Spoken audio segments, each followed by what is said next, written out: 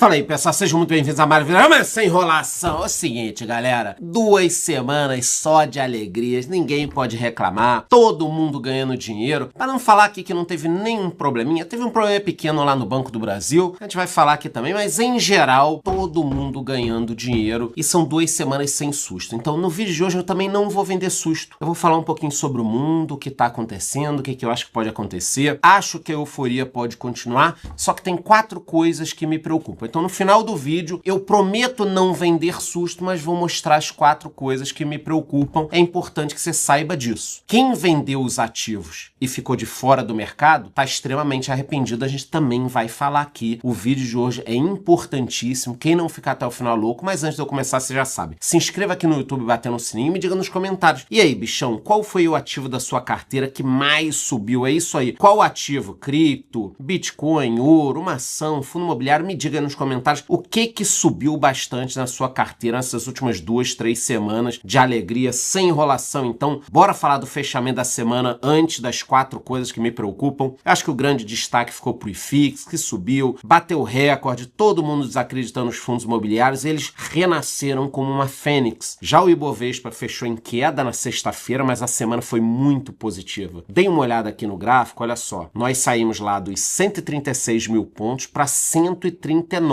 e acabou fechando em 139,187, que também é uma pontuação muito boa para o Ibovespa. Então vamos lá. De repente, a gente dormiu há 2, 3 semanas atrás com medo do Ibovespa perder 120 mil pontos e agora a gente está praticamente com 140 mil pontos. E quem ficou de fora do Ibovespa e perdeu esses 20 mil pontos? Porque estava com medinho, não queria tomar susto. Meu amigo, deixa eu te falar um negócio. Não existe ficar investido para o longo prazo sem tomar susto. Em fundo imobiliário, em ação, em cripto. Ah, eu vou investir só em ETF para não tomar susto. Como assim? O S&P caiu pra cacete, agora que se recuperou, você também teria tomado um susto se você tivesse só ETF do S&P. Tudo no mundo caiu com a história das tarifas do Trump. Depois tudo voltou. Mas quem ficou de fora perdeu. Mostrei recentemente um estudo que quem fica de fora dos principais dias de alta faz uma diferença enorme na rentabilidade. Então cuidado para não querer ficar o tempo inteiro limpinho, bonitinho, e depois você olha a tua carteira e fala, pô, mas a minha rentabilidade é diferente da rentabilidade dos outros aí. Claro, você não quis estar nos piores dias. E os piores dias, muitas vezes, são associados aos melhores dias numa sequência. E aí você fica de fora, você perde dinheiro. Em relação ao dólar, com o acordo dos Estados Unidos e China, a situação melhorou muito, apesar de uma alta pequena ali durante a semana. Então nós saímos de 5,60 para 5,67, depois caiu para 5,66. Eu fico preocupado, fico ansioso, mas o dólar não tá tão ruim assim. Em relação a criptomoedas, o Bitcoin passou dos 100 mil, foi rasgando até os 103 mil, mercado muito otimista, tem analistas falando já em 150 mil esse ano, que a alta pode durar mais 5 meses e assim, né? Voltando a falar de susto, pânico, é impressionante, né? Quando o Bitcoin tá subindo, todo mundo fala, agora vai subir para sempre, 5 meses, vai... Aí quando ele cai, não, agora é queda, vai até... Então, cuidado com ruídos. O curto prazo, ele destrói a tua carteira se você ficar girando tudo o tempo inteiro. Analista fala que vai demorar 5 meses, depois vai subir, depois vai cair, depois vai... Caramba, tem que olhar pro ativo. Vale ou não vale a pena segurar este ativo? É isso que a gente tem que fazer aqui. Então, eu tô bem feliz. O JP Morgan acha que tem potencial, inclusive, para superar o ouro, mas a gente não pode ficar muito emocionado. Se chegar ali nos 105 mil dólares, eu já acho ótimo, mas altcoins também estão acompanhando. Muita gente me cobrando uma posição sobre a Melius, que foi uma empresa Cash 3, aqui listada na bolsa, que comprou Bitcoin, tá? Tem muita gente me cobrando posição sobre essa empresa. O que eu vou fazer? Depois um vídeo à parte. Não dá pra falar... O meu vídeo leva 8 minutos aqui. Não dá para eu perder 2, 3 minutos com uma empresa específica. Tem gente criticando, tem gente elogiando. Quais são as duas teses? Quem elogia diz o seguinte, é isso aí, para que ficar com dinheiro parado? Tem que comprar Bitcoin mesmo, Bitcoin vai dobrar, vai triplicar, a empresa tem que deixar o caixa em Bitcoin. Legal, essa é a tese de quem acha bacana. Quem critica diz o seguinte, peraí, qual a função dessa empresa? Ela nasceu para quê? Ah, nasceu para cashback. Então o que tem a ver ela comprar Bitcoin? Por que ela está fazendo algo que não é a sua função? Quer virar uma empresa compradora de Bitcoin, tira a licença de ETF e vira um ETF. Não sou eu que estou dizendo. Eu estou mostrando para vocês as duas teses. O que eu tenho que fazer agora? Entender, olhar a cabeça dos donos, ler os relatórios que eles estão colocando no mercado, entender os planos, e aí eu vou conversar com vocês mostrando as duas teses, a positiva e a negativa, sempre os dois lados. Vocês vão chegar à conclusão conclusão de vocês. Mas eu concordo em parte com os dois lados. É bacana ter cripto como caixa, alguns ativos, e do outro lado, porra, é isso que a empresa faz? Virou um ETF? Qual a taxa desse ETF, então? Por que comprar as ações e não um ETF alavancado? Poxa, não tem ETF alavancado de cripto? Tem ETF alavancado de cripto. Posso falar aqui no canal também. Se você quiser, me coloca nos comentários, mas eu vou meter uma baita tarja preta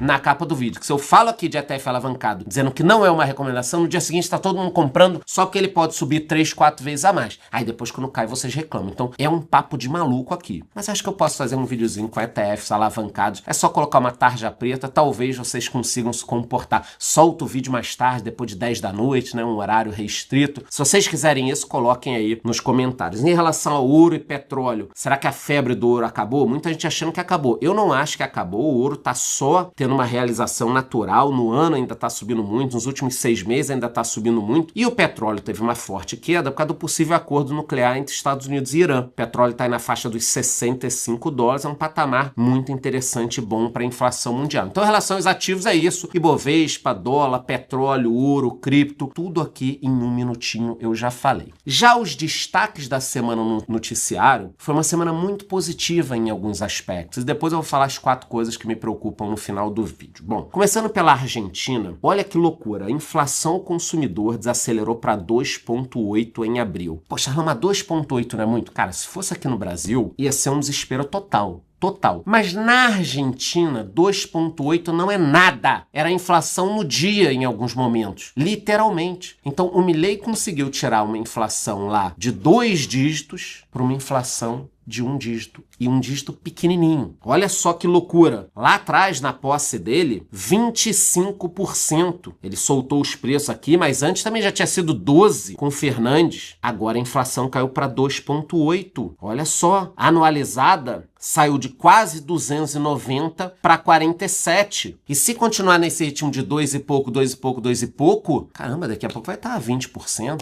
15%. 1 dígito, acho difícil. Mas pode chegar. Então o trabalho dele está sendo muito bem feito. E lá vem o charlão passador de pano do Milei e do Trump. Não é. Quando ele fez a cagada da criptomoeda, eu falei aqui também. Mas você, porra, tem que elogiar o cara, o trabalho dele econômico. Tem que elogiar. Porque derrubar a inflação é tirar muita gente da miséria. Tanto que a pobreza está despencando na Argentina. Que baita coincidência, né? Olha a coincidência. Inflação na Argentina despencando. Pobreza na Argentina despencando. É uma baita coincidência. Quem poderia imaginar que a inflação caindo, a pobreza acaba caindo também. Quem poderia imaginar, mas é isso que está acontecendo lá. Ele também anunciou o fim do imposto de importação de celulares. Bora todo mundo lá comprar iPhone, abandonar os Androids. E teve uma notícia aqui que a Argentina anunciou as restrições e taxas para imigrantes. Olhando a notícia, ó, a Argentina anuncia restrições e taxas para imigrantes. Parece uma notícia meio Trump, né? Pô, lá, depois do Trump, Milei tá proibindo imigração, quer ferrar os imigrantes. Olhando a manchete é isso, né? Quando você vai ler, o que tá acontecendo? Lá na Argentina, muita gente ia fazer faculdade, porque não paga tanto, e aí o imigrante tira o direito do argentino de fazer. Ele tem uns rolos desse de faculdade, de saúde. O Milei tá tentando organizar essa área. Então, a verdade, ele tá tentando organizar, ficar melhor pro argentino. O que sai na manchete, anuncia restrições, taxas para imigrantes, e agora, porra, vão fazer um muro também na Argentina. Isso que eu acho foda, cara. Pô, o cara tá conseguindo melhorar o país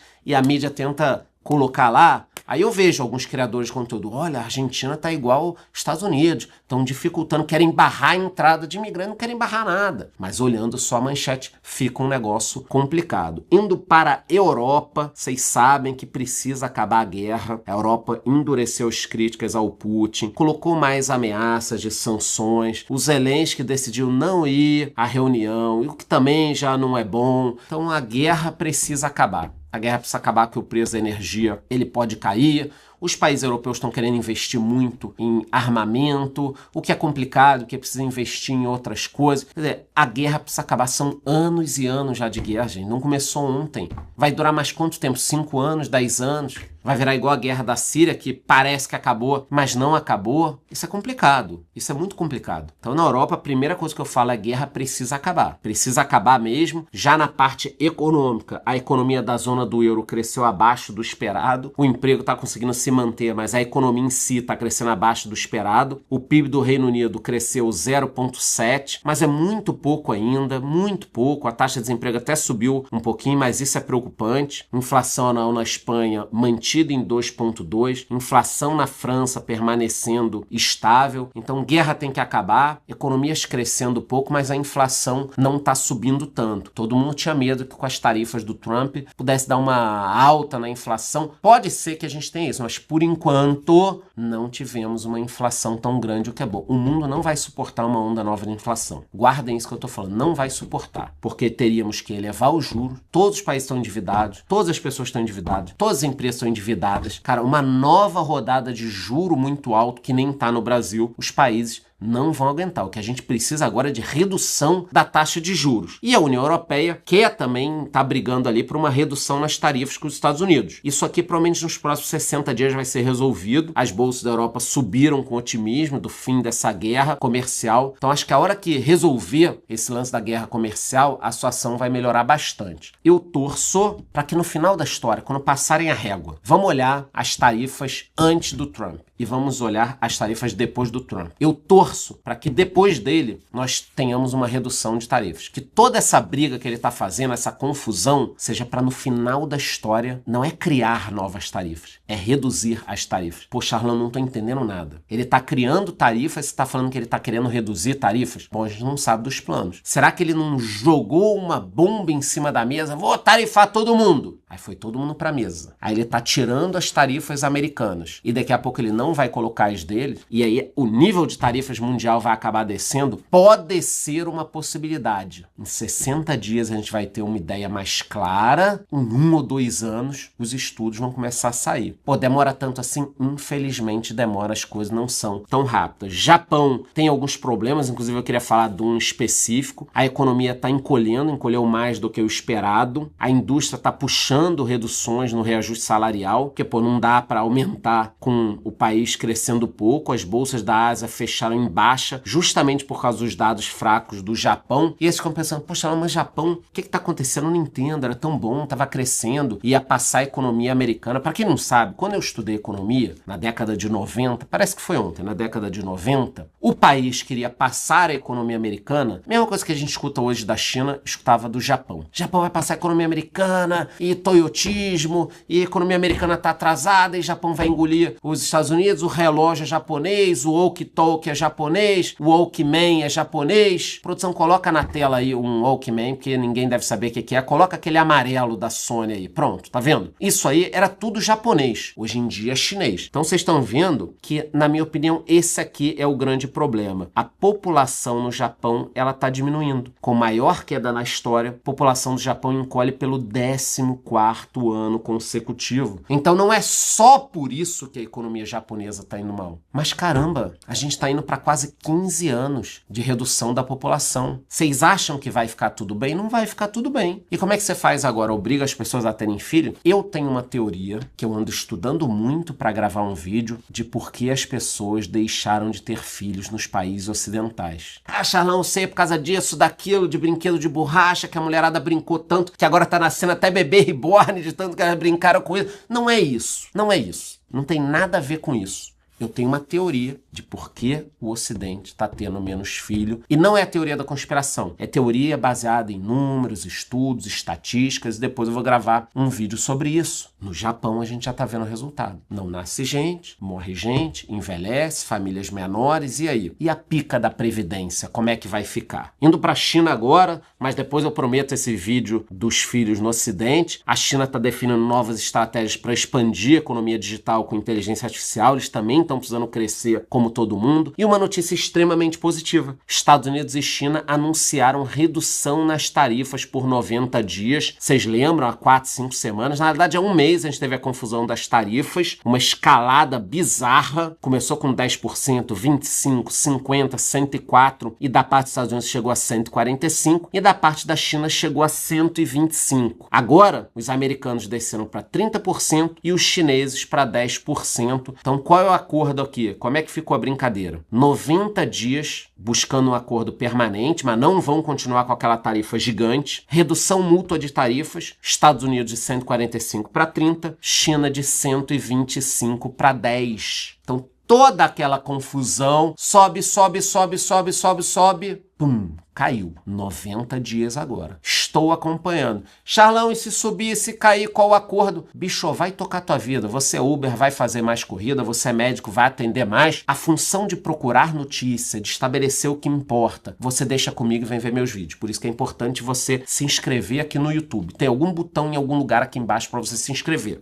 Eu sou novo no YouTube, não sei fazer isso direito ainda. Mas a hora que sair um acordo, eu trago aqui para vocês. Mas vocês concordam que isso dá um alívio surreal, um alívio absurdo? Tanto que as bolsas dispararam. Tá todo mundo procurando um acordo. E eu acho isso positivo. No final das contas, eu quero tarifas menores. Então você não é favorável a tarifas maiores? Não, eu não sou favorável. Eu sou favorável a tarifas menores. Mas sim, eu acho que o mundo estava abusando dos Estados Unidos. É a minha opinião. Você pode ter uma opinião também. Japão, Índia e China estão liderando a corrida por um acordo comercial com os Estados Unidos. Eu acho que os próximos dias serão muito importantes nisso. E falando de Estados Unidos, as políticas comerciais do Trump estão causando uma onda de aumentos de preço. Guardem isso, porque tem a ver com os 4 motivos que me preocupam. Então, mesmo que o mundo chegue a algum acordo, por enquanto, tá tudo meio que subindo. Todo mundo subindo o preço. E isso aqui me preocupa. Os preços já estão subindo nos Estados Unidos. A inflação subiu 0,2 em abril, abaixo do esperado, mas eu acho que o impacto não bateu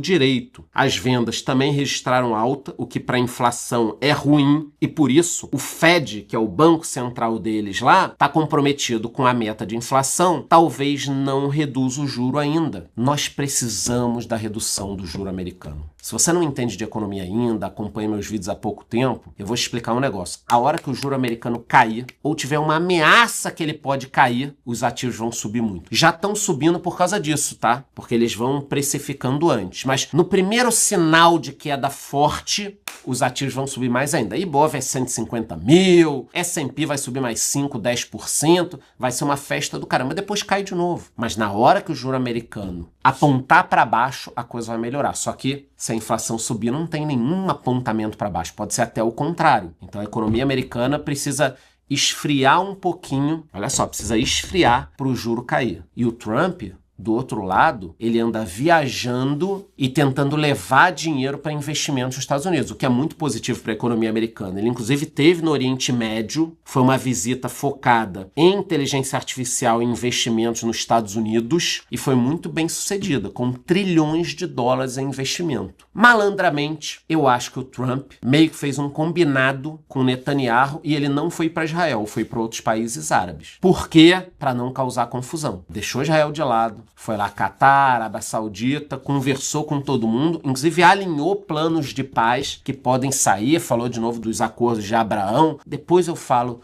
num vídeo específico sobre isso, todo mundo quer paz. Paz no Oriente Médio, paz na Ucrânia, cara, seria um negócio excepcional para o mundo. Mas o Trump tá rodando ali, rodando e conseguindo investimentos. Isso é um contraponto com a China. O Biden passou 4 anos sem conseguir fazer isso. A gente lembra que eu falava nos vídeos, é um absurdo o que estão fazendo com o Biden, ele não consegue andar direito.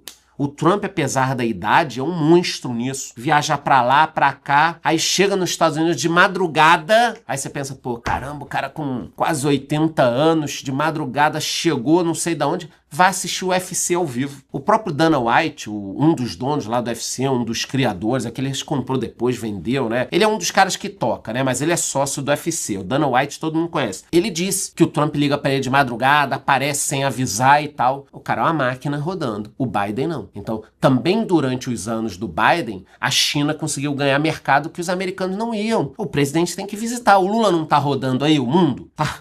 levando o mapa de cabeça para baixo? Então, também está fazendo essa parte. O Trump levando trilhões para os Estados Unidos, o Brasil mostrando o mapa de cabeça para baixo. Cada um dá o que tem e cada um toma aquilo que pode, né? Então, mas a gente já vai ver essa história do Brasil. Também o Trump pediu para a Apple não produzir iPhones na Índia. Ele quer que fabriquem nos Estados Unidos. Apple, que vocês sabem que está entre as marcas mais valiosas do mundo. Brincadeiras à parte com o Android, a Google, que faz o Android, é a segunda marca mais valiosa do mundo, que faz todo sentido. A Apple está na frente. Os americanos têm muitas companhias bilionárias e o Trump quer segurar essas companhias. A China está brigando. Muita gente também ignora a força da Índia. É preciso que a gente fale um pouco mais sobre a Índia. Mas, em geral, gente, olha aqui como foi a semana. Ações da Apple disparando, Google disparando, Nvidia disparando, Microsoft disparando, Tesla mais de 17%. E eu volto na tese de cuidado ficando fora do mercado. Imagina quem há 3 ou 4 semanas, com medo dessas histórias das tarifas, vendeu tudo. Ah, mas agora eu vou voltar ao mercado. Meu irmão, tu perdeu 20, 30% de alta. Lá na frente, daqui a 5, 10 anos, isso vai fazer uma diferença enorme. E os dias ou semanas de altas mais fortes, muitas vezes são em mercados de baixa. É isso aí, porque vai cai, bum. Aí você tem uma pancada, pá, 15% numa semana. E agora? Ah, agora ainda vale a pena? Cara, vale, mas você perdeu 15% de alta, 20% de alta, 30% de alta, por medo. Por medo. Não pode acontecer. Aliás, ainda nessas coisas de maiores economias e empresas, um dado interessante sobre as 30 maiores economias do mundo é que quando a gente olha aqui, eu acho que o Brasil está bem posicionado, mas pode melhorar muito. Eu sou um cara positivo e otimista com o Brasil, mas nas maiores economias do mundo, os Estados Unidos está em primeiro, a Califórnia está em quarto, Texas está em nono e, passando um pouquinho das 10 maiores, em 11º está Nova York. Então, as economias dentro dos Estados Unidos também são muito fortes, os estados são muito fortes. Eu acho que aqui no Brasil a gente precisa olhar mais para os estados também. Tema para outro vídeo. Só nesse vídeo já pensei tema para 4, 5 vídeos. Tem boatos aí de que aquele meu podcast diário vai voltar. Então a gente vai precisar de muito tema, muito vídeo, mas eu não sei se vocês querem que eu volte com o meu podcast diário às 6h30 da manhã, todo dia um tema diferente. Se vocês quiserem, vocês coloquem aqui nos comentários. Agora, nem só de notícia positiva veio os americanos. No final da semana, a Moody's rebaixou a nota de crédito dos americanos, tirando a classificação de AAA. Produção, que se botaram o escudo do Vasco aqui na matéria da queda dos Estados Unidos, botaram na minha apresentação aqui no meu material o escudo do Vasco. Depois os caras vão pra rua aí, estagiário leva um come, não sabe por quê. Mas a Moody's rebaixou, eu ia falar rebaixou o Vasco, não, a Moody's rebaixou o Vasco. Eu me desconcentrei aqui, galera. A Moody's rebaixou a economia americana, a dívida crescente, juro elevado, eles estão sentindo. Eles estão sentindo. Sei que tem um componente político aqui, mas também os americanos, eu acho que nos últimos 10 anos a coisa fugiu do controle em relação à dívida, não só nos Estados Unidos, no mundo a gente está vendo isso, tem a ver com juro, inflação e tudo mais que acontece. Tá perdido aí, meu amigo? Entre lá na minha comunidade. Então, só antes de falar do Brasil, dos 4 motivos aqui que me preocupam, para quem não sabe investir, é novo no canal, eu tenho uma comunidade, a produção coloca na tela aí, tem um app, tem um site, ali dentro eu coloco todos os meus cursos, vocês estão vendo, curso de cripto, curso de investimento no exterior, investimento express, onde eu ensino a investir em ações e fundos imobiliários, tem vídeo, aula com a minha contadora ensinando a fazer o seu imposto de renda. Então, se você está aqui perdido, entre lá na minha comunidade, você paga uma vez e tem acesso o ano inteiro. Vindo para o Brasil, antes de falar dos 4 problemas aí que me preocupam, o real tá dando um show, é a 4ª moeda que mais valorizou ante o dólar em 2025, óbvio que ele tinha tido problema também no ano anterior, mas eu acho ótimo ele se recuperar, até porque eu tenho que gastar muito agora em dólar. E isso aqui foi a notícia que eu brinquei um pouco mais cedo, né? Que a Dilma lá na China mostrou um mapa mundi junto com o presidente do IBGE,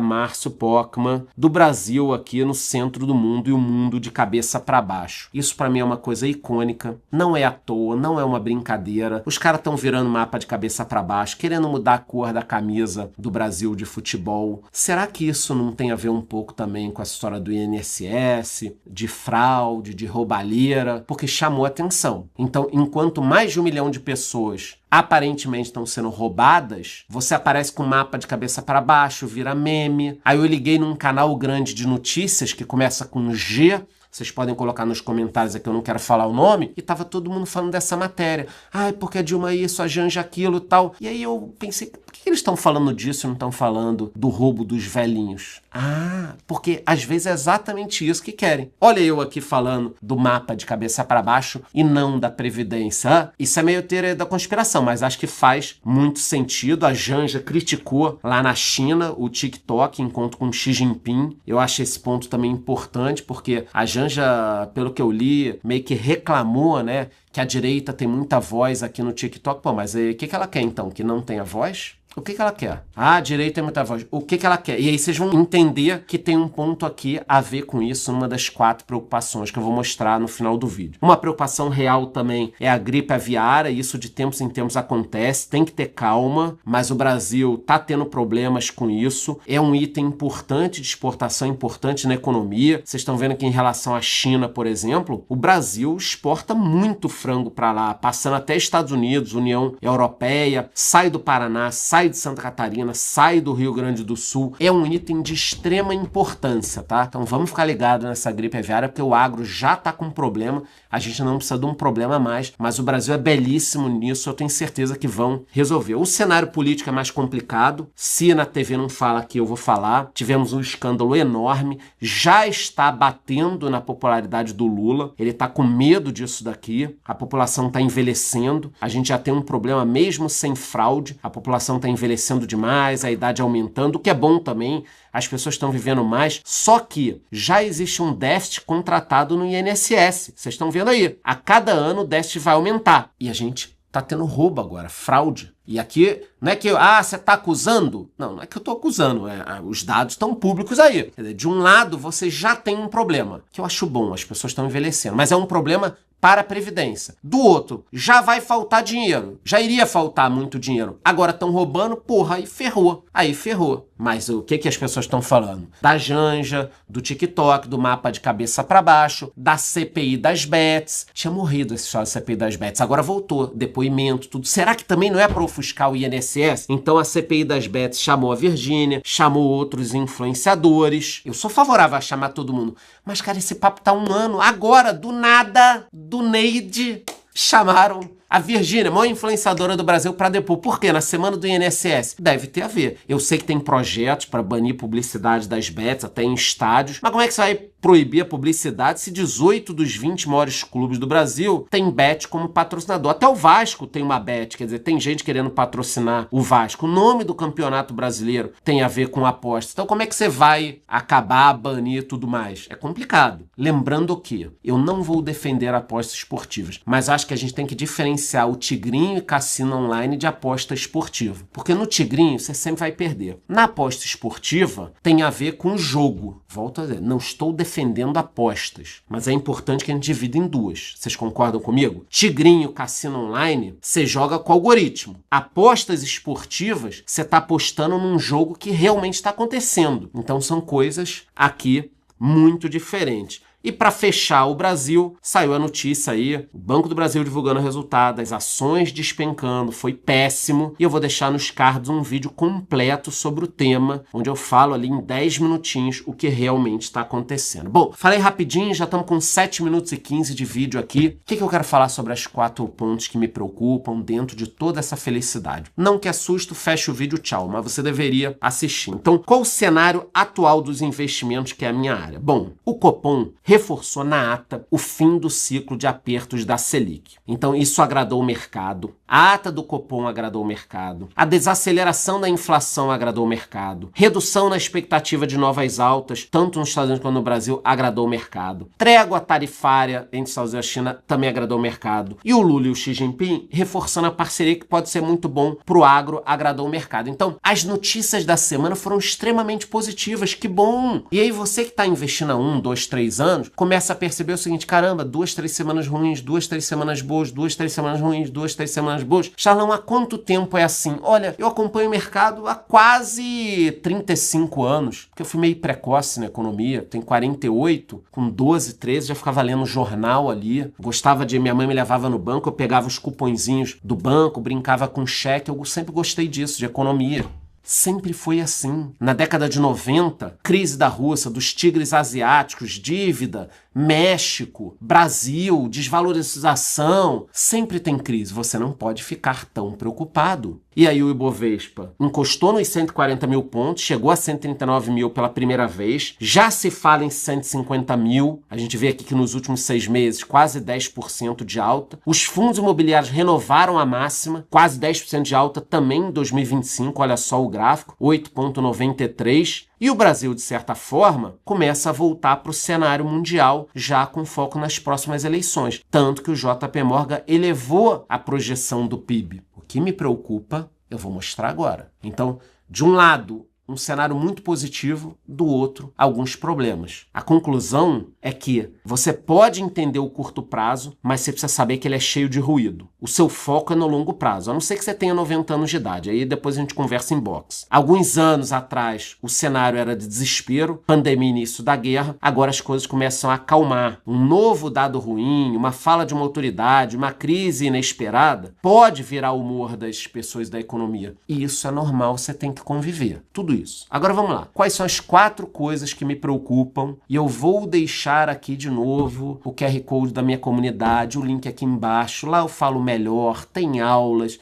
e tudo mais. Mas vamos lá. Quais são os 4 perigos? Primeiro, inflação nos Estados Unidos. Tudo que eu falei aqui de positivo, se a inflação lá disparar, o juro subir, acabou a brincadeira, acabou a festa, é menos 20%, é menos 30%, depois sobe de novo. Mas se a inflação americana em algum momento der uma porrada, vocês vão ver o que é um dia de queda. Circuit breaker, o caramba. Produção, guarda esse trecho aqui pra gente usar lá na frente se isso acontecer. Então, o primeiro ponto, para quem investe, pode ter um problema no meio do caminho, se chama inflação americana se ela disparar. Segundo, aqui no Brasil, gastos do governo. Gastos do governo no Brasil. Eu mostrei que o JP Morgan disse que a economia brasileira vai crescer mais do que o esperado. Mas por que vai crescer mais do que o esperado? Porque o governo está injetando dinheiro. Estão falando subir Bolsa Família, subir isso, subir aquilo. O Brasil não tem dinheiro, vai quebrar. 2026, 2027 pode quebrar. Quebrar no sentido de ficar muito difícil. Não de quebrar efetivamente, não pagar o tesouro, por exemplo, ainda. Mas se a popularidade do Lula continuar caindo, e agora com o INSS pode piorar, e ele resolver colocar mais dinheiro na economia, isso pode ser um problema grave. Então, número 2, gastos do governo. Número 3, eleições ano que vem. Será que teremos problemas? Inclusive problemas internacionais, que outros países podem sancionar o Brasil, colocar sanções de falta de liberdade, de falta de democracia? Como é que vai ser?